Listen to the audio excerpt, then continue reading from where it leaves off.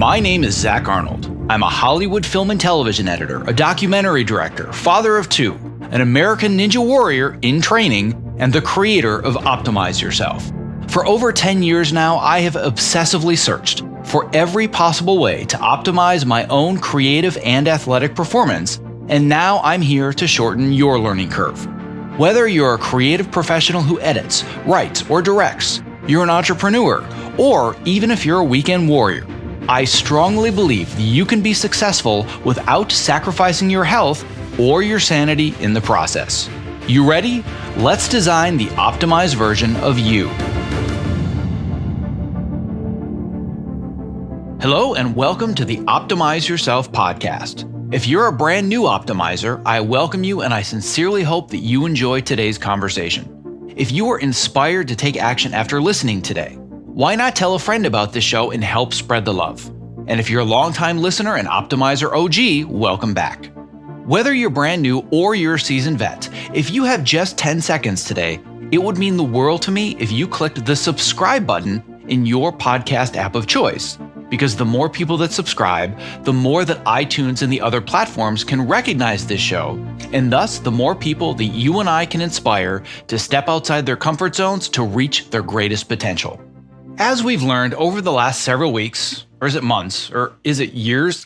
I have no idea. Frankly, I've lost track. What we've learned is that there is very little that we have control over in life. But if there's one meta lesson that I hope to take away from current events, it's that although we have no control over what happens around us, the one thing that we do have control over is how we react to the circumstances in our lives. And frankly, now more than ever, we could all use an injection of inspiration. Dr. David Fajgenbaum, the author of Chasing My Cure, is no stranger to adversity.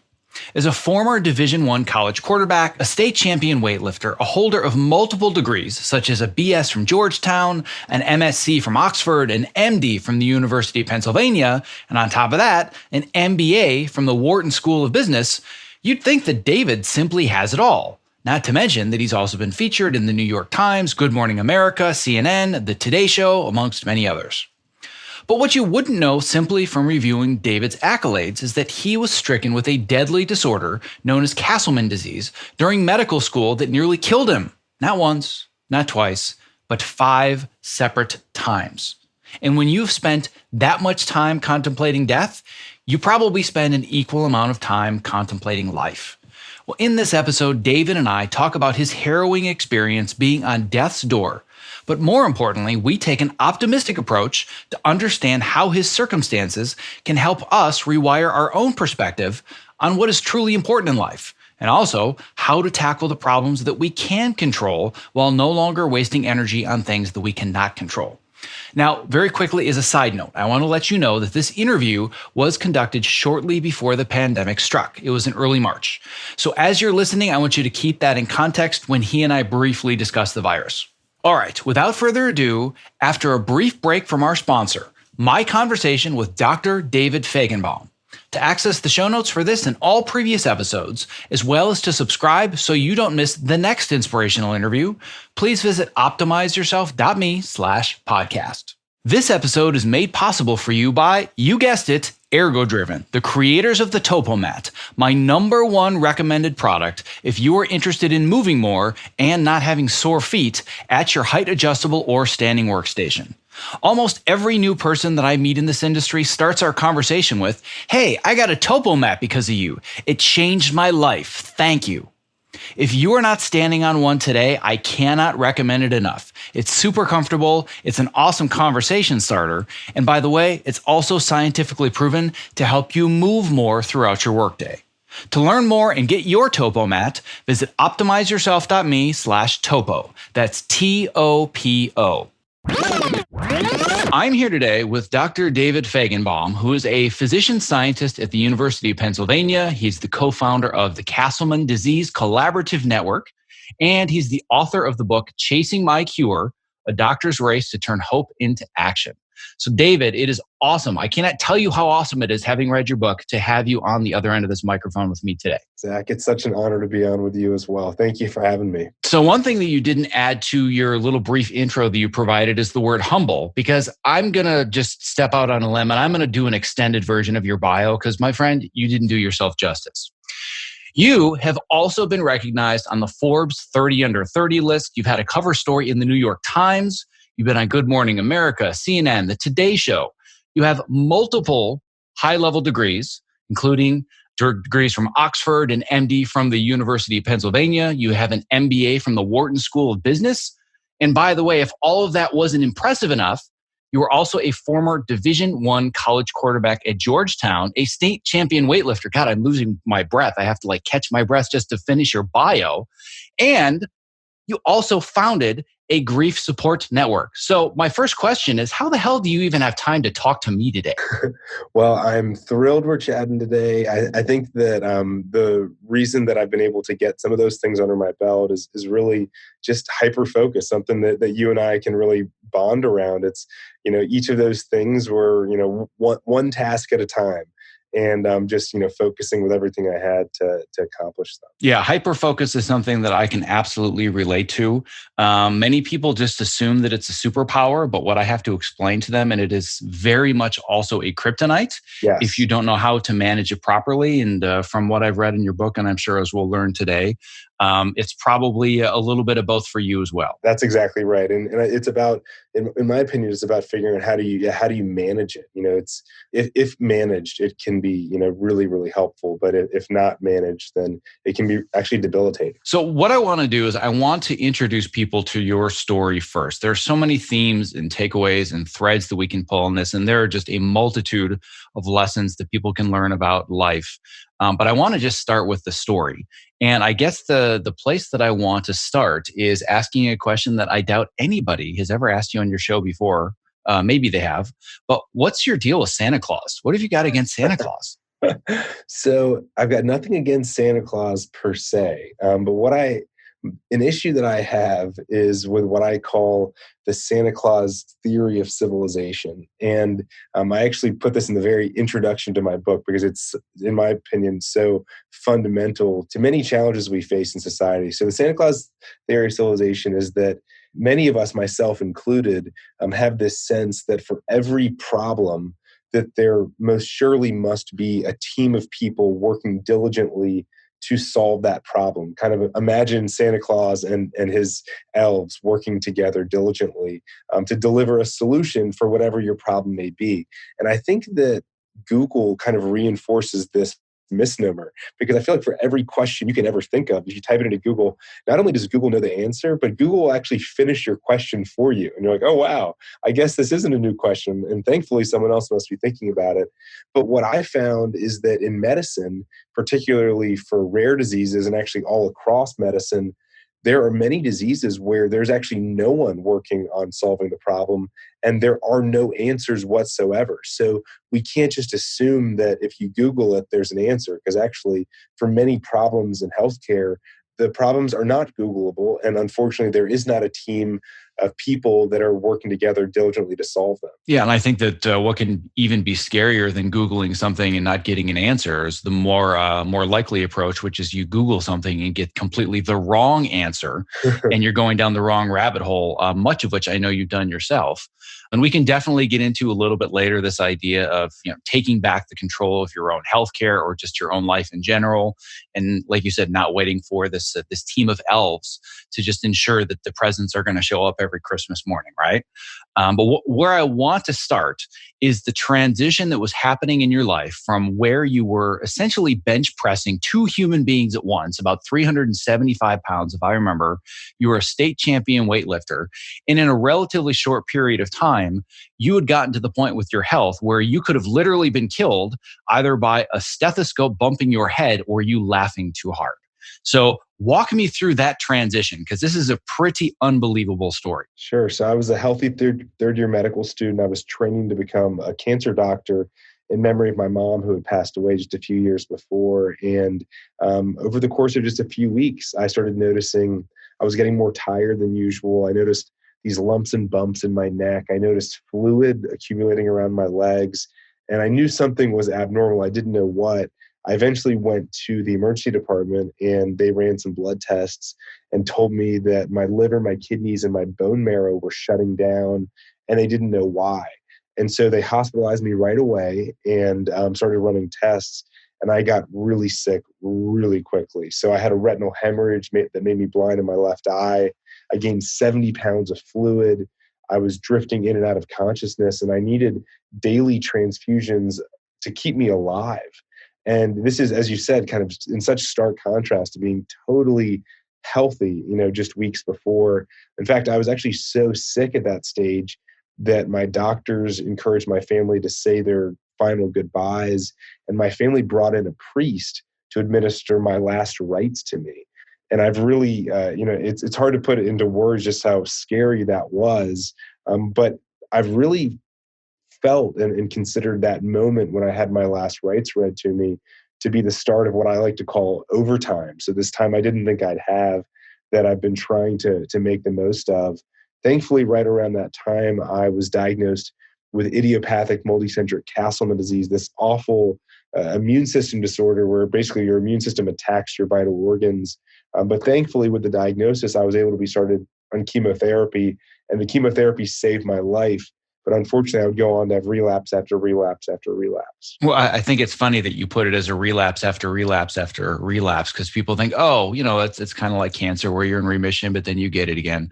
I would say your story is just maybe a hair more dramatic than that. I'm not sure if in my life I've talked to anybody that has had a near-death experience to the point that you have, but I know for a fact I haven't talked to another human being ever in my whole life that has had 5 near-death experiences.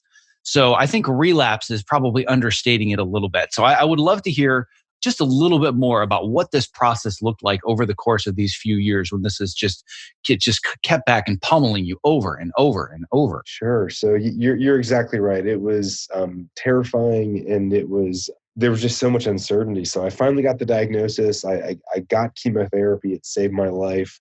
But as I said, just a few weeks later, I was back in the hospital again with another life-threatening relapse where I was drifting in and out of consciousness, and where I was on dialysis because my kidneys weren't working. I mean, I was as sick as you can get, and nearly died again. This time they gave me a combination of 7 different chemotherapies because the one chemotherapy that saved my life previously didn't work. And that fortunately saved my life. And at the time I was started on an experimental drug, a drug that was the only drug to ever undergo a randomized controlled trial for my disease. And I was really hopeful that this drug was going to keep me in remission, that maybe I could, have a future. This is a deadly disease that I have. About a third of us die within 5 years of diagnosis, and another third will die within 10 years of diagnosis. But, in my mind, I kept saying, well, but no one's ever been on this drug before. This is the solution. This is going to save my life. I'm going to, live a long life on this drug. So I went back to med school. I went back to training to become a cancer doctor. And then I had a deadly relapse on that experimental drug. And that for me was probably the lowest point that I went through to be on, kind of to have all this hope that, this drug is going to save my life, to then realize that no, this drug is not going to save my life. And in fact, there are no more drugs that are in development. Santa Claus and his elves have nothing else to deliver. In fact, there is no Santa Claus because there were no researchers out there doing research. And that was absolutely terrifying. And basically on my deathbed now, for the 4th time, I told my dad and my sisters and my girlfriend that I would dedicate my life, however long that may be, to trying to identify treatments and maybe even a cure for my disease. So I got chemo again. It saved my life. But then I was back in the hospital again a year later, and I nearly died for the 5th time. Again, I mean, each one of these relapses is like playing Russian roulette with probably 2 or 3 bullets in the chamber. And now I've played it 5 times, and by the time you get to the 4th and 5th time, you really don't think you're going to make it. But thankfully, I did. But with number 5, I had begun conducting research, and actually experiments I ran in the lab at Penn, which is where I was in medical school, led me to believe that a drug that was developed 30 years ago might actually be able to treat my disease. And I was started on it. or I started myself on it, and have been thankfully in an extended remission. Well, there's a whole lot of pieces in between that have to do with Yeah. you piecing all that together. Like you so casually are like, yeah, so, I found this medication from 30 years ago and I took it and I got better. Well, that's only like 100 pages of the story and like the most compelling part of it. I definitely want to get through all of that. But where I want to dig in a little bit deeper first is this fact that you've been through not one, but 5 near-death experiences. And really, the quantity doesn't matter as much as the quality of the experience. And we hear so often these platitudes and quotes and Instagram cards, like you never really start living until you recognize your mortality or whatever it is. But you've really kind of been there at a very deep level, and you're very open about this in the book. And despite how painful and awful and just physically agonizing this process was, one of the things that really stood out for me was that you said nothing was ever worse than just settling in to die. What does that mean? That's right. So with the very first time that I was struggling against this disease, there was a point where I gave up mentally, where I had been in the hospital for weeks and I had basically knife-like pain all over my body because of the organ failure. It's hard to really even describe. I mean, I played college football. I've broken many bones. I've undergone many surgeries. The pain that I was feeling in the hospital that was just all day, every day, was hard to describe. And there was a point where my lungs were completely filled with fluid. So I had water completely filling my lungs due to all of the organ failure. And so any breath it's hard to describe how painful and difficult each breath was. And so, yes, there was a point where I did not want to breathe any longer. And that moment, I think of really giving up and realizing that you're giving up, I think is what's so painful for me. As I was writing this book and I was reflecting back on my journey, there were a lot of things like that feeling that I had really buried away in the back of my brain. And as I was, writing it and putting it onto paper, I could just pull out these feelings. And it really was this low point being like, oh my gosh, like, realizing that you're giving up. But thankfully, my dad and my sisters were by my side. And I remember 2 things. One is my sister, Gina, saying, just breathe. And somehow it like got me out of this trance where like seeing my sister, seeing my other sister and my dad, and then like, it became, okay, I'm not just breathing for myself, but I'm breathing because I don't want to put my family through what they just recently went through with my mom. And so that gave me this kind of extra fire to keep fighting. And the other is something I said that I don't remember saying, but my sister tells me that right around that time, I told her, I said, you can withstand anything for a day. And I think that what was so tough is it had been weeks of the pain, but all of a sudden I started shifting my mindset from like weeks of suffering, weeks without a diagnosis to today. And just as you said, that's kind of a cliche, one day at a time.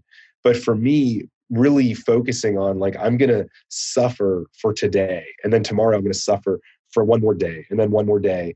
And that was kind of like something I could handle as opposed to this concept of, an uncertain time frame. Well, and I know that you also mentioned several times that you got to the point where you were doing these injections or transmissions or whatever the right terminology is every 3 weeks. And you said, I basically don't plan my life more than 3 weeks ahead at this point. That's exactly right. I was getting that experimental drug and I had relapsed. At that stage, I had nearly died 3 times, and I didn't realize that I was about to have a 4th one coming up. But because of what had happened already, I just knew that that I couldn't plan more than 3 weeks in advance. So you're exactly right. I literally would not put anything on my calendar more than 3 weeks ahead, and I wouldn't schedule anything. I wouldn't. There was, in my opinion, I could not schedule anything more than 3 weeks out because I didn't know if I would be here more than 3 weeks out, and I was living in such a state of just being present. And I mentioned it earlier, the concept of overtime, and that really it really speaks to me, the concept of overtime, because as you mentioned earlier, I played college football and I played in a lot of overtimes. And in overtime, there's this sense where you can just totally focus on what's important. If you make a mistake in the first quarter of a game, you can make up for it later on in the game. But if you make a mistake in overtime, the game's over. And as a result, you're just so locked in on the most important things, exactly what the play is, who your teammates are, where they are, and you're you're locked in. And I think that that is a great analogy for how I live life day to day. And it's that, my clock is ticking. I literally know that I'm in overtime. But being in overtime, it hasn't made me afraid of things. It hasn't made me anxious. It actually has just helped me to focus in on what are the things that are most important, what are the things that are not most important, so I can move them out of the way that I spend my time. Well, and speaking of the things that are most important, I realize this is probably a very overly asked question and possibly cliche, but at the end of the day, I think it's one of the most important questions to ask somebody that's been in your position, which is when you get to that point where you really have given up, or even if you haven't given up, but things don't really look good, and you've lived many months of your life in that state. What are the things that you really think about that become the most important and that you acutely focus on? For me, it was definitely the people in my life that I love and that love me. Was very clearly number one. Was just all I could think about was who I love and the people in my life that love me. And really the emotion that came with that was just sadness that I wasn't going to be with them much longer, and that I just wanted to kind of soak up any moment that I could with those people that I loved, with my close family and friends. The next place that my mind went to was around the things that I didn't do or that I didn't say in my life. And it's interesting because the first time I nearly died from this disease, I really was looking back on my life, and I was kind of in my mind almost going through like an obituary, but really also just reflecting on my life. And what I realized very quickly was that I wasn't regretting anything that I did do or anything that I did say. The things that I regretted were things that I didn't do or did not say. And it was a really important realization for me that many times in my first 25 years of life, I had come up with a good idea. I should say this to someone that I love, or I should do this thing. But I'd talked myself out of it. I'd said, you've got all the time in the world. You're 25 years old. Start that thing later on, or tell that person what you want to tell them later on. And there I was at 25, having my last rites read to me and realizing that actually I didn't have all the time in the world, and really regretting the things I didn't do. So when I left the hospital, I came up with this new motto that I think about a lot, and that I like to share with others. And that's think it, do it. And it's that if you think about doing something and it's not a bad idea, I'm not encouraging doing bad things that are not good ideas, but if it's a good idea, don't talk yourself out of it. Do it.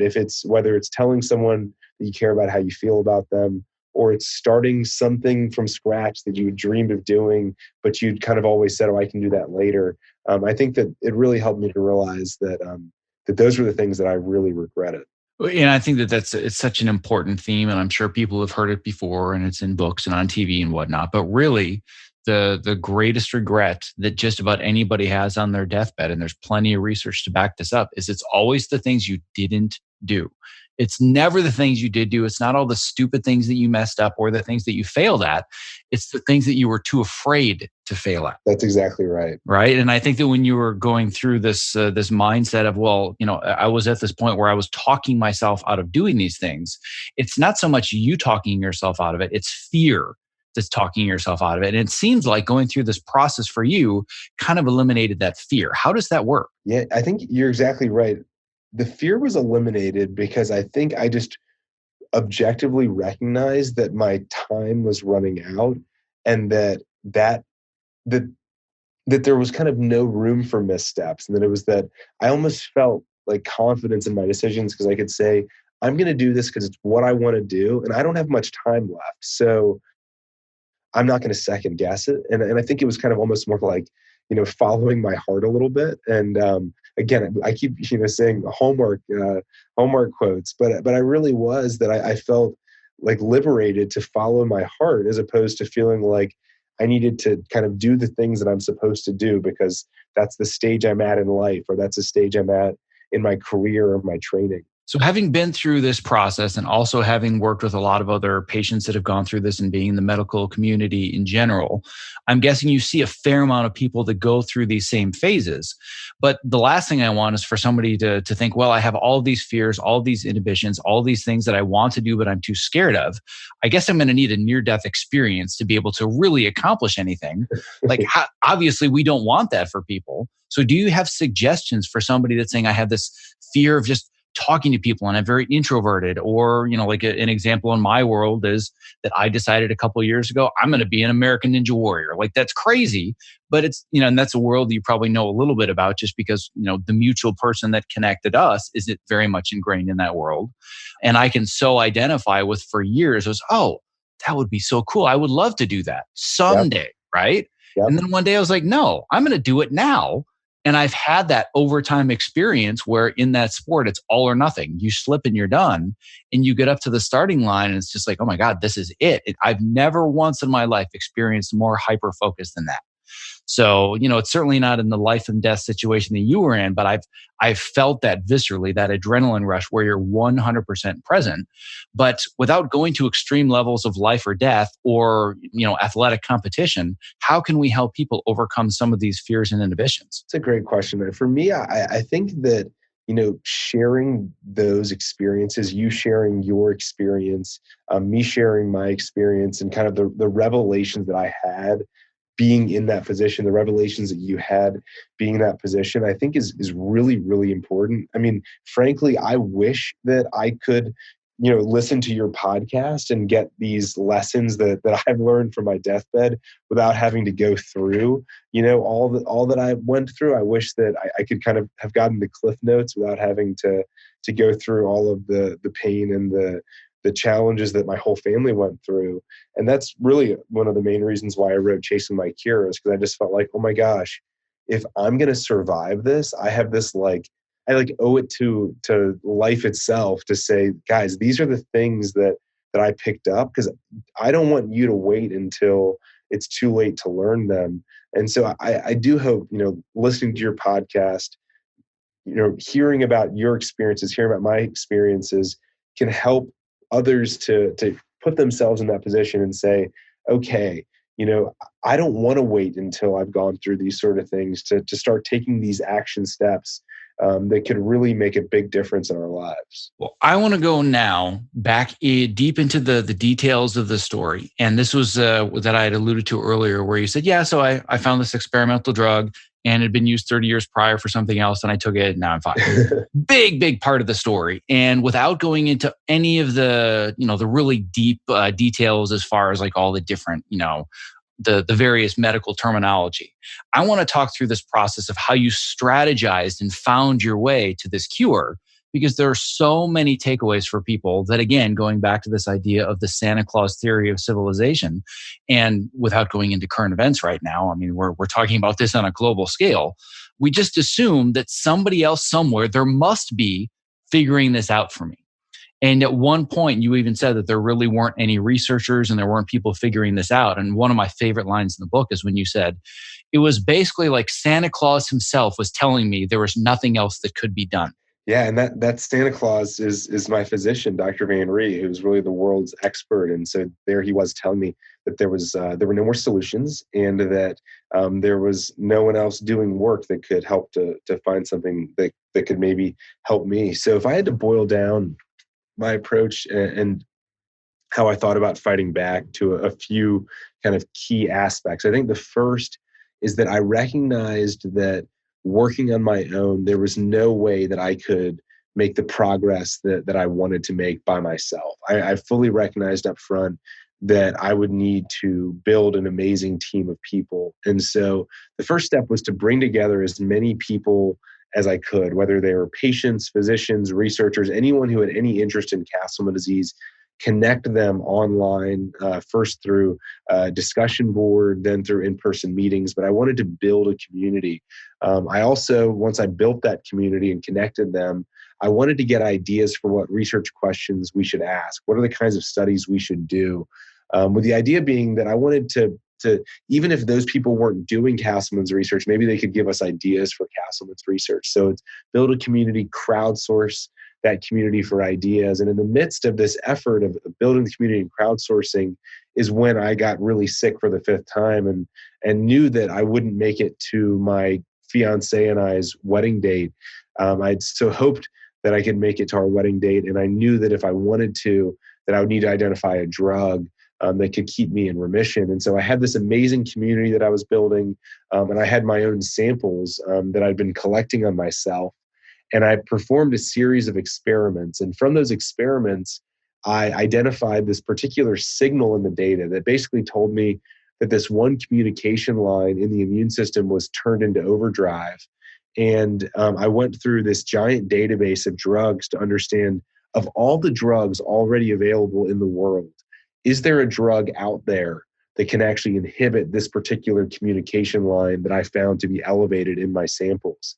And I found that, in fact, there was this one drug. It was developed 30 years ago, had never been used before for Castleman disease, but it was FDA approved. And therefore, it was actually at my neighborhood pharmacy. It literally was around the corner from my house. But of course, no one had ever thought to try it.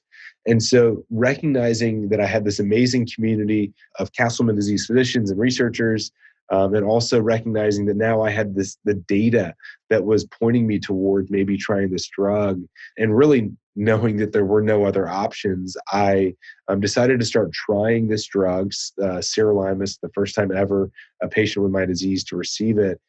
I think that the really, key lessons are, searching the world for anyone and everyone who might be able to give or share a good idea. I think it's about harnessing the crowd.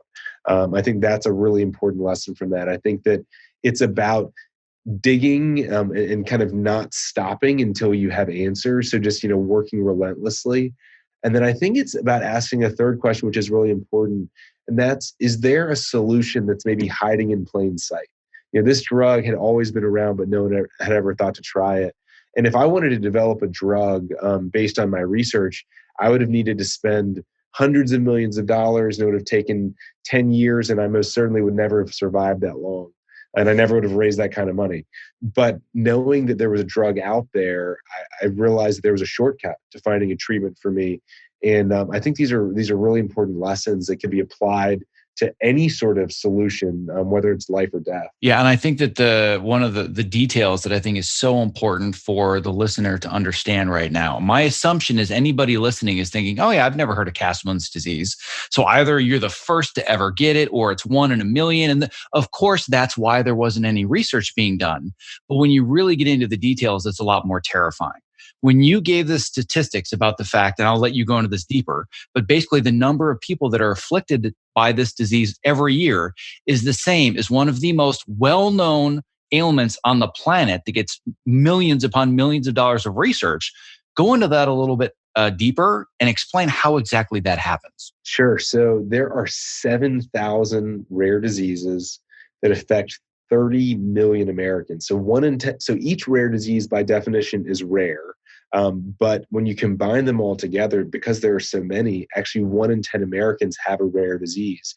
And just as you said, most listeners will say, well, if it's super rare, then that makes sense. Why there may not be a drug or there might not be research. Well, 95% of those 7,000 rare diseases that affect 1 in 10 Americans do not have a single approved drug. 95%. So it's actually very common for these rare diseases, which unfortunately are not all that rare, to not have any options whatsoever. And so, yes, on an individual basis, there may not be that many, but collectively, there are very, very many. So there are about 5,000 patients diagnosed each year in the US with Castleman disease, which is about the same incidence as ALS. As you mentioned, ALS is, one of the diseases that thankfully has a lot of awareness because it's another one of these awful rare diseases.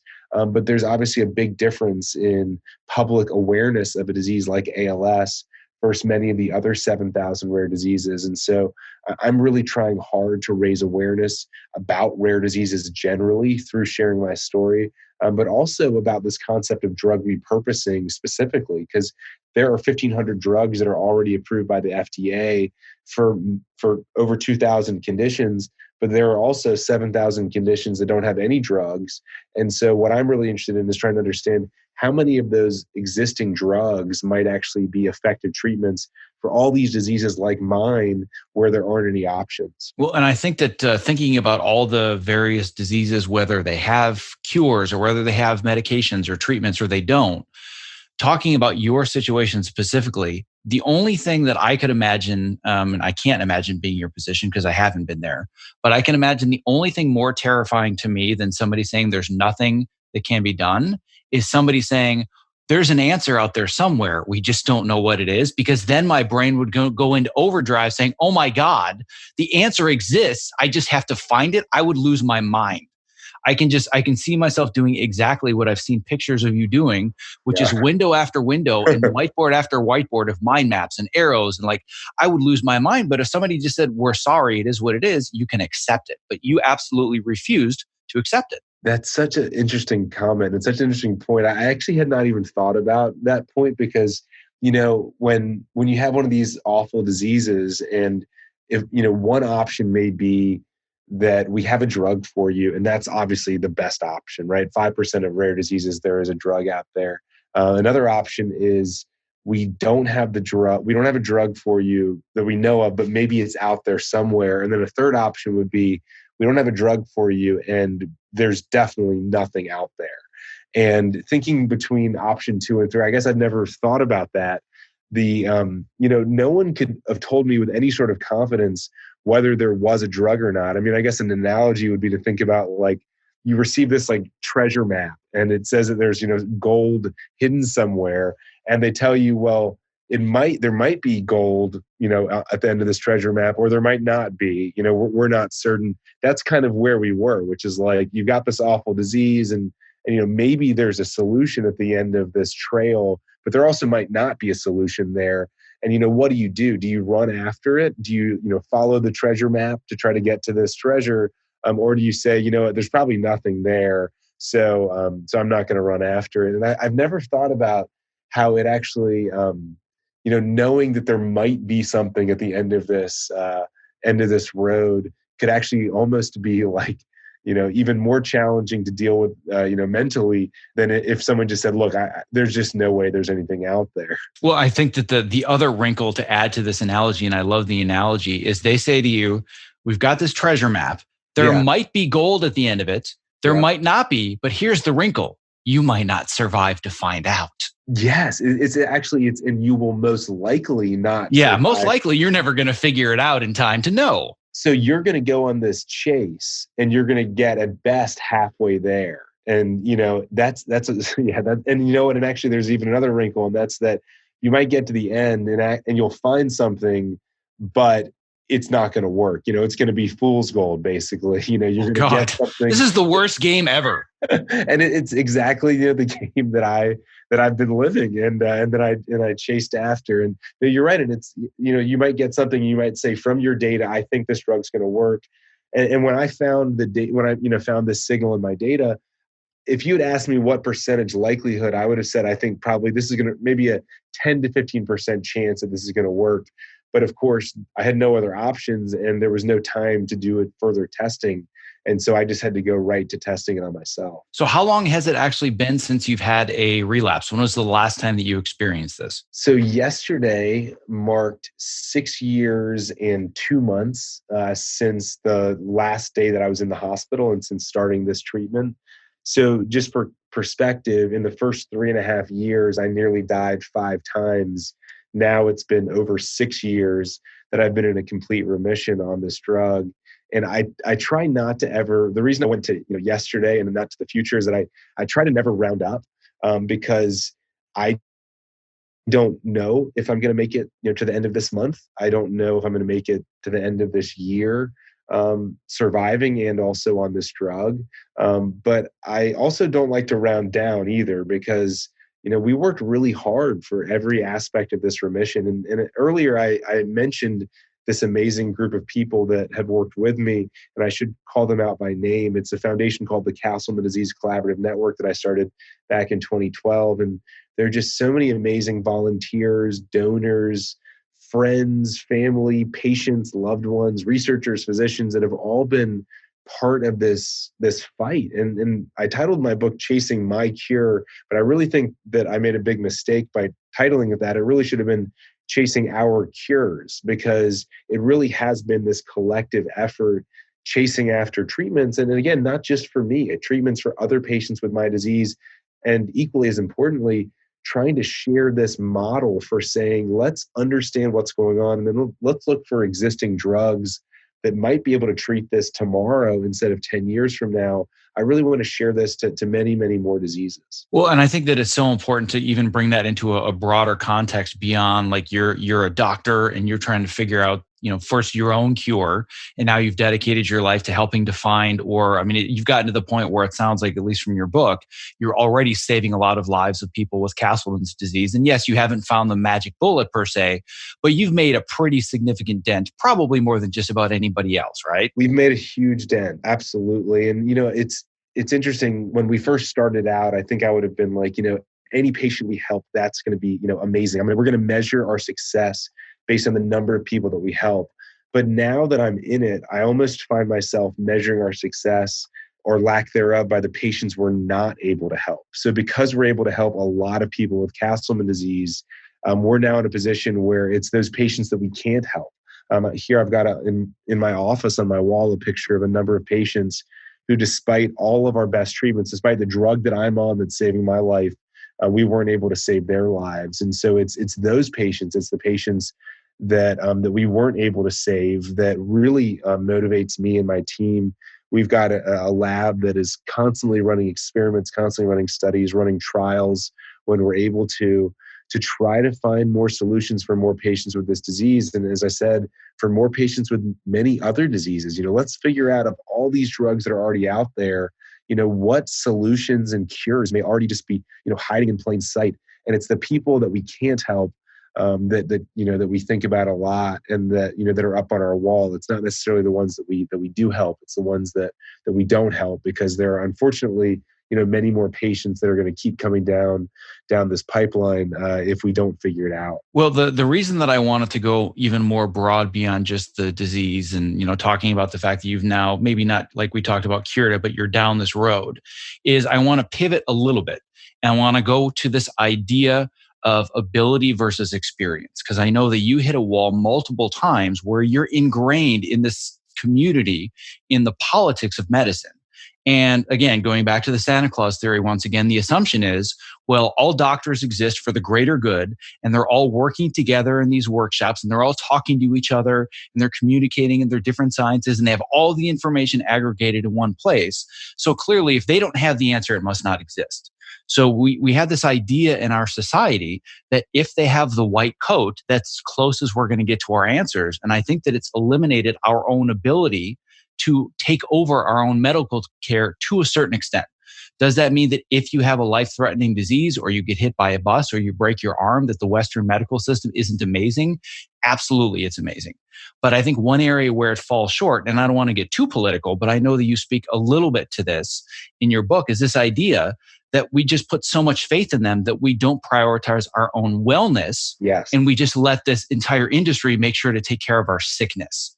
So being inside this political world and the way that this machine works, can you talk a little bit more about that? Sure. You bring up such a great point. And it really, I was already in the medical world. I was a third-year medical student when I got sick, and I still felt like my eyes were just so opened up to the healthcare system when I became the patient. And it really was quite shocking for me. There's definitely this sense that Western medicine, has all the answers. And just as you said, if you talk to one doctor within Western medicine, you're either going to get all the answers, or maybe you just need to find another one who has the answers. And there's this real sense that, like, the answers are there, I just need to find them. I think what is somewhat lost, I think there's two things that are somewhat lost. One is that sometimes I think people think that if my doctor's not giving me the answers, or if all the doctors I talk to aren't giving me the answers, it's because they have it, but they're hiding those answers. It's just that they don't want to share those answers with me. But what I think the reality is it's somewhere in the middle. It's not that doctors have all the answers, and it's not that doctors have the answers and we should just trust them blindly. It's not that doctors have the answers and that we should not trust them because they're not giving us the answers. But it's actually that medicine and disease and the human body is so complex that for many diseases, no one knows the answer. And even for some diseases where some people do know the answers, there aren't actually great systems in our healthcare system that are put into place so that the information is shared easily and freely between these different doctors. So you might actually have a doctor in one town who's using a drug that's saving people's lives, and that information is actually not getting to a doctor in another town.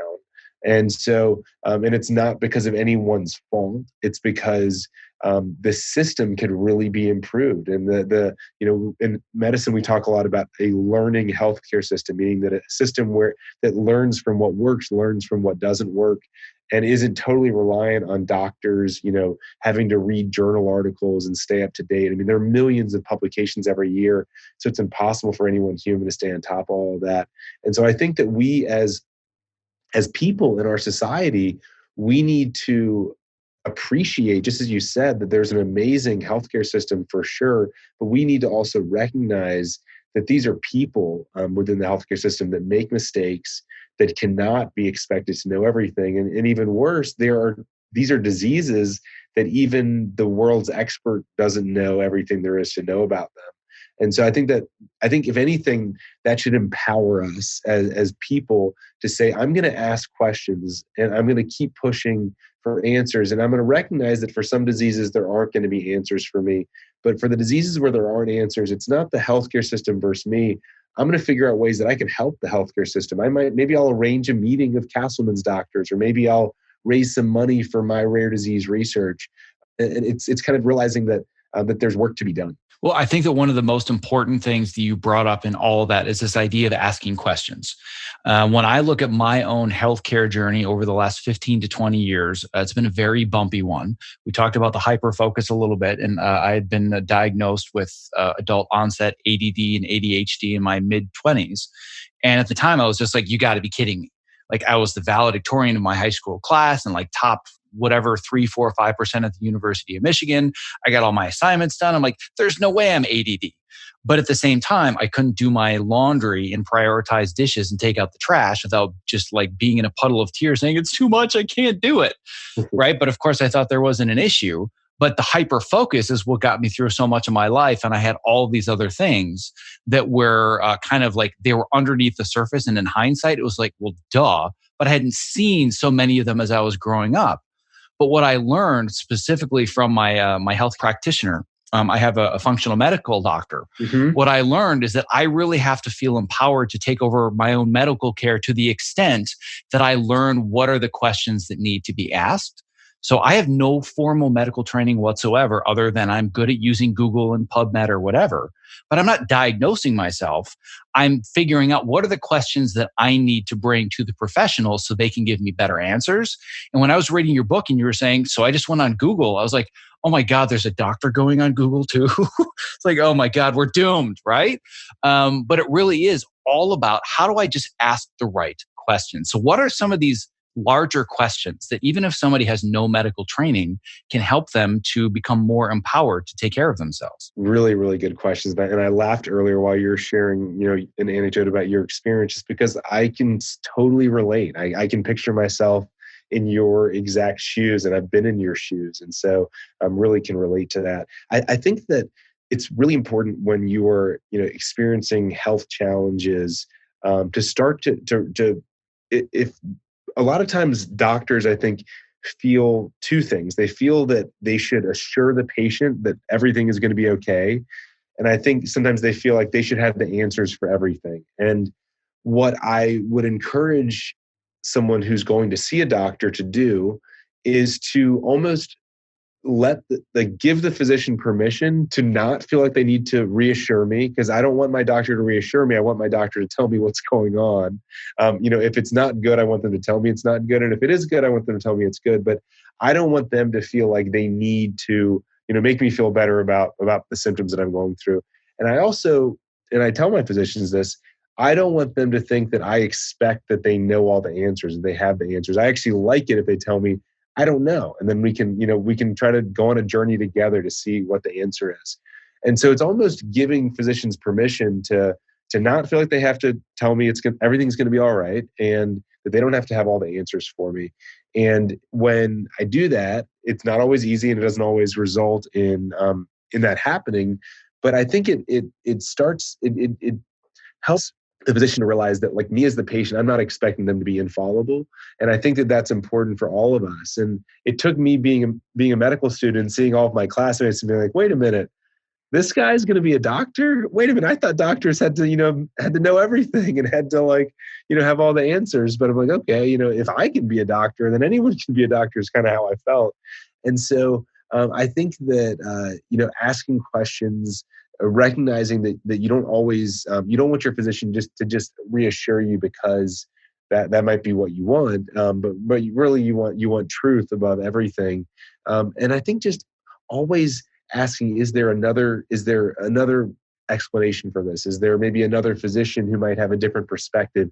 Just as you said, is there a functional medicine physician who might have a really important perspective that might be able to help in my case? Yeah, because I think what happens so often is that, like we talk about, the assumption is, well, this is what I'm dealing with, and this is my sickness, and their job is to cure sickness, and they know all the information and all the books and all the diseases, so this is the solution. But I think the biggest question that the physician doesn't ask the patient is, well, where do we think this is coming from? It's always about, how do I treat the symptom or the disease, not how do I treat the patient? And you went through this training system, and I'm assuming you can attest to Absolutely. this. 100%. You learn exactly about, you come up with a problem list. What are the problems with that person? And then you target each of those problems, as opposed to, as you said, you don't say, you don't focus on the person that has things wrong with them and focusing on treating the person. And I think that that's a problem in our healthcare system, but it's something that, as an informed patient, it sounds like you're doing this already, but as an informed patient, you can recognize that is a part of this, and you can try to encourage your physician toward a more holistic approach. Yeah, and an analogy that I like to use all the time, you can correct me if you think this analogy doesn't fit, because it sounds like with your treasure maps, you're really good at analogies too. Maybe it's a hyper focus thing, I don't know.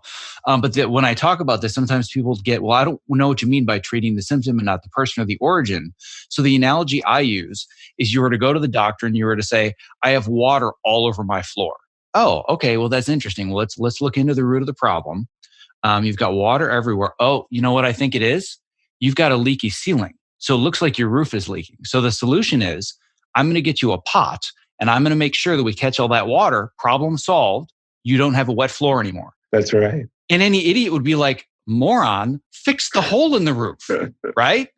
But that's not the way that Western medicine approaches problems. And it just drives me absolutely crazy, because they don't have the time. And I think it's important for people to understand, it's not necessarily the physician's fault that they can only see you for 15 minutes and not get to know you as a person first. I think that it's a great analogy. I would add another wrinkle into it, that it's not just that they don't have the time, because that is a huge part of it, but it's also that for a lot of those physicians, that they don't actually have something to patch the ceiling. Like, there isn't actually a tool that we know of yet that can actually fix that root problem. And so it's a combination of, they don't have the time to think through what could fix the problem, but also for a lot of medicine, we haven't yet figured out, especially for these rare diseases that, affect small numbers of people, that are just really challenging to treat. We don't even know what it is. We don't know how to get on the roof. We don't know how, we don't know what sort of material to use to block up that hole in the roof. And I think in a way, it goes a lot deeper than that, where it's not about, I don't know how to patch the roof or how to fix it. I don't even know where the roof is. Where's the house? I can't even find the house right now. Right? Yes, I totally agree. I think when it comes to your world, when it comes to all these rare diseases, I absolutely understand that. However, where I'm going to push back a little bit is when we're talking about wellness versus sickness. Yes. I think that a lot of people know where the roof is and they know exactly how to patch it, but they're coming in with lethargy, or they're coming in with, type 2 diabetes or cardiovascular disease or whatever it is. We know where the roof is and we know how to fix it, but the doctors aren't even trained to fix the roof. They're just trained to make sure you don't get water all over your floor. You're exactly right. And I 100% in agreement for those chronic conditions where we know absolutely the role that lifestyle choices play, the role that, the small role that other things like genetics play. Those are the things that you're exactly right, where we know how to fix them. But you're right, the time just isn't available. Yeah. or that it's not being made. It may be available, but it's not being made. Well, and I think that the point is that the time isn't available for a doctor to sit down with you and tell you everything about your lifestyle that needs to be fixed, because they need to interview you for hours and hours, and Yeah. they need to observe you at home and understand all of your choices, which brings me back to the theme of all of this, which is that you have to empower yourself to figure it out. You are in the most extreme case humanly possible to take over your own healthcare, because your life was literally at stake in your relationship with your girlfriend and then wife and your family. But I think that we're all kind of the frog in boiling water, so to speak, where it's like, well, things aren't great, but it's just, these are just the chronic aches and pains or whatever that you deal with quote unquote getting older. But there's nobody that's going to hold your hand through this entire process and give you all of the solutions to make you well, unless you take the initiative to learn what are the things that I could be doing and what are the repercussions if I don't do them. You're absolutely right. It's taking away from my journey, as you said, that was just kind of an extreme of quote unquote finding your cure, and realizing that, wait a minute, for many people listening to this podcast, the health challenge they're most facing right now, or they most likely will face in the future, is something that actually is very much within reach, and that's eating well, exercising, stopping smoking. These are things that actually, it's very clear, that this actually will lower your risk of many diseases that are, likely to affect you. And so, yeah, I totally agree. It's realizing that, my doctor may not be telling me exactly what to do because he or she doesn't have the time, but it's realizing that and saying, but you know what? For a lot of these things, I can figure out what I need to do. Not for everything, but for a lot of things, and I'm going to take the action, to make it happen. In the book, I talk a lot about hope and how I was very hopeful when I thought about the Santa Claus theory of civilization, but then I realized that what I really needed to do is I needed to turn what I was hoping for into action. I needed to say, what is it that I want? Okay, if I want a treatment, then what action can I take to get me closer to that treatment? And I think that that's a lesson that is really broadly applicable far beyond Castleman's and my disease, but it's, what are we hoping for as people? And whatever we're hoping for, that should probably guide what we actually do on a day-to-day basis. Yeah, I couldn't agree more with all the things that you just said. I want to be very respectful of your time, but I do have one more kind of a little bit off the beaten path question for you. Sure. I have to admit that when somebody had reached out to me and they said, oh my God, you have to interview David. You have to read his book. I get a lot of people that send me their books. I've got a whole bookshelf of stuff where people want to do interviews. I'm like, oh God, like this just is not my wheelhouse, not my thing. And then they sent this. I'm like, okay, well, this kind of looks interesting. It's not completely in my world. Oh, it's written by a doctor. Oh, that's going to be a smooth read. So I have to ask, where did you become such a compelling storyteller? Because this is so well written. Like, I was shocked. I was like, oh my God, a doctor telling a story about a cure. Like, I'll give it 20 pages and we'll see what'll happen. 8 straight hours of my life. I didn't put it, and it even says that, like the quotes from the other authors. Oh, it's a page turner, can't turn it down. I'm like, yeah, right. 8 straight hours of my life gone. I couldn't put the book down. How did you become such a good storyteller? Well, first off, thank you. I appreciate you saying that. I think there's a few things I would say. The first, that unfortunately my story and what I went through is, unfortunately for me, but maybe fortunately for the book, so dramatic and so many highs and lows that I think that it actually, there's a lot of content, I guess is what I would say, is that it was so challenging that there was a lot to work with because of all the ups and downs. I'd say that's number one.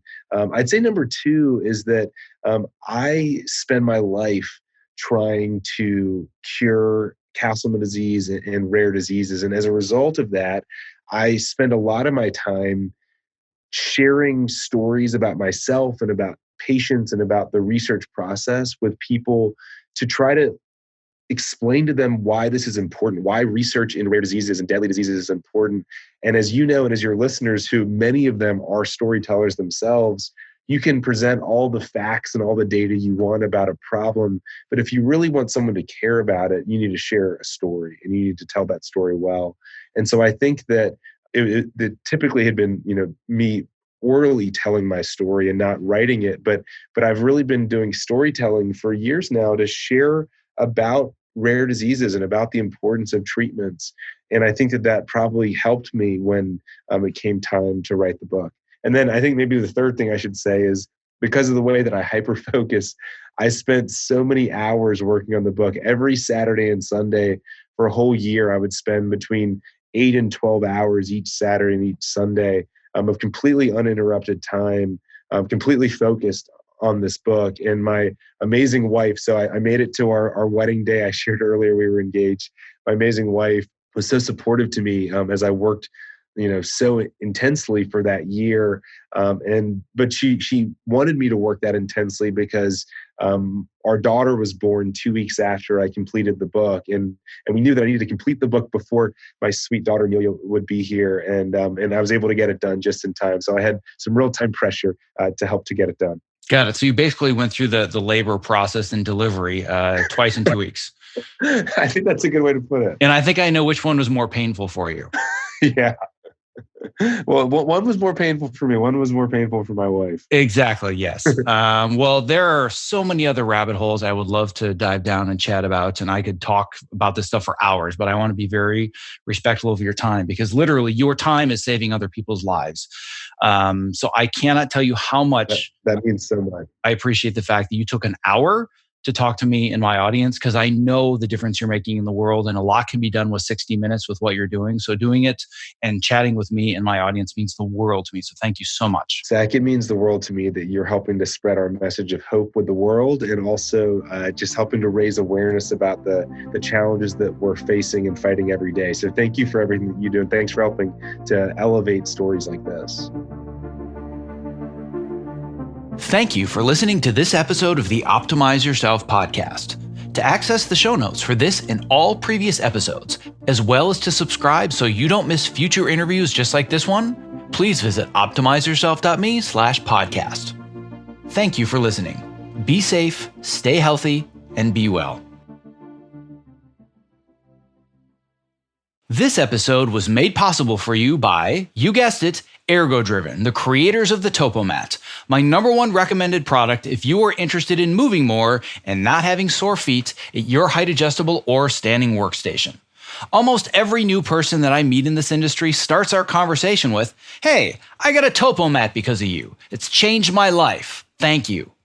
Listen, standing desks are only great if you're actually standing well.